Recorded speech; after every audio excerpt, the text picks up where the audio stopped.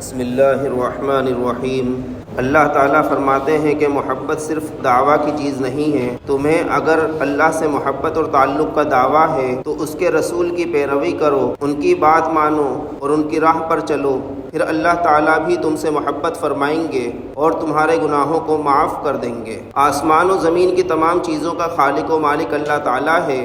کوئی بھی چیز اس کے ارادے اور قدرت سے باہر نہیں ہے۔ کائنات کا ذرہ ذرہ اللہ تعالیٰ ہی کے حکم پر چلتا ہے۔ اہل ایمان تو اللہ کے ہر حکم کو دل و جان سے قبول کرتے ہیں، مگر جو لوگ اللہ تعالیٰ کو نہیں مانتے وہ بھی صحت و بیماری، موت و حیات، امیری غریبی اور آسمانی آفات و زمینی حادثات وغیرہ میں اللہ کے فیصلے کے سامنے سر جھکائے بغیر نہیں رہتے۔ جو لوگ جان بوجھ کر حق بات کے انکار پر جمے رہے اور جرائم کا ارتکاب کرتے ہوئے اپنے کفر و شرک میں ترقی کرتے رہے، نہ اہل حق کی دشمنی سے باز آئے، نہ ایمان قبول کر کے اپنے اعمال کی اصلاح کی، اور اسی حالت میں جب موت کے فرشتے نظر آنے لگے تو زبان سے توبہ توبہ کر لی کہ ظاہری طور پر کسی مصلحت کی خاطر بغیر ایمان لائے رسمی توبہ کے الفاظ کہہ لیے تو ایسی توبہ کسی کام کی نہیں، اور وہ لوگ ایسی توبہ کے قبول ہونے کی کوئی امید بھی نہ رکھیں۔ یہی وہ لوگ ہیں جو راہ حق سے بھٹک کر راہ باطل پر لگے ہوئے ہیں۔ اللہ تعالیٰ نے امت محمدیہ کو بہت ساری خصوصیات و خوبیوں سے نوازا ہے۔ ان میں سے ایک اہم خوبی یہ ہے کہ اللہ تعالیٰ نے اس امت کو ساری انسانیت کی ہدایت کے لیے منتخب کیا ہے۔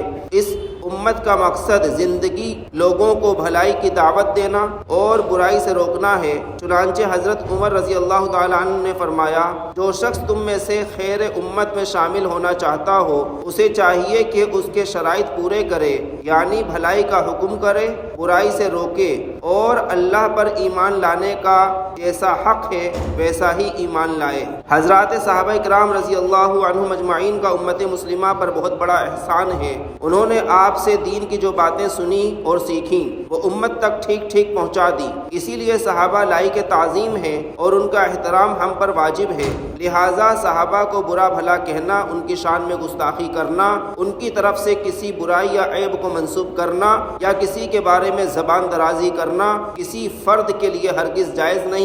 ان حضرات سے جو بھی خطائیں صادر ہوئیں اللہ نے ان کی خطائیں بالکل معاف کر دیں اور ان کو اپنی رضا کا پروانہ سنا دیا۔ اب کسی کے لیے جائز نہیں کہ ان پر لعن طعن کرے۔ حق تعالیٰ کی معافی کے بعد جو ان پر لعن طعن کرے گا وہ مجرم ٹھہرے گا اور اپنے آپ کو تباہ و برباد کر دے گا۔ محترم بزرگوں، دوستو، یہ تھا کچھ خلاصہ جو آج پڑھا گیا قرآن پاک اس کا۔ اس میں ایک بات بہت اہم ہے، وہ یہ توبہ کے تعلق سے عام طور پر مسلمانوں کا یہی رجحان ہوتا ہے کہ ابھی ہاتھ پیر چل رہے ہیں، ابھی جوانی ہے، ابھی لڑکپن ہے، ابھی تو ہم کچھ کر سکتے ہیں، ابھی تو گھوم بھی سکتے ہیں، ابھی ہمیں بچوں کے لیے بھی بہت کچھ کرنا ہے، شادی بیاہ کرنا ہے، دولت اکٹھی کرنی ہے، مکان بنانا ہے۔ جب بڑھاپا آئے گا پھر داڑھی بھی رکھیں گے، پھر سنت کو بھی زندہ کریں گے، پھر نمازوں کا اہتمام بھی کریں گے، پھر راتوں کو تہجد بھی پڑھیں گے۔ اللہ تبارک و تعالیٰ نے فرمایا کہ گناہ کرتے ہوئے آدمی یہ سوچے کہ ہم تو توبہ کر لیں گے تو توبہ کی توفیق بھی نہیں ملتی۔ اگر ہم گناہ کر رہے ہیں، ہمیں معلوم ہے کہ ہم سے گناہ ہوا،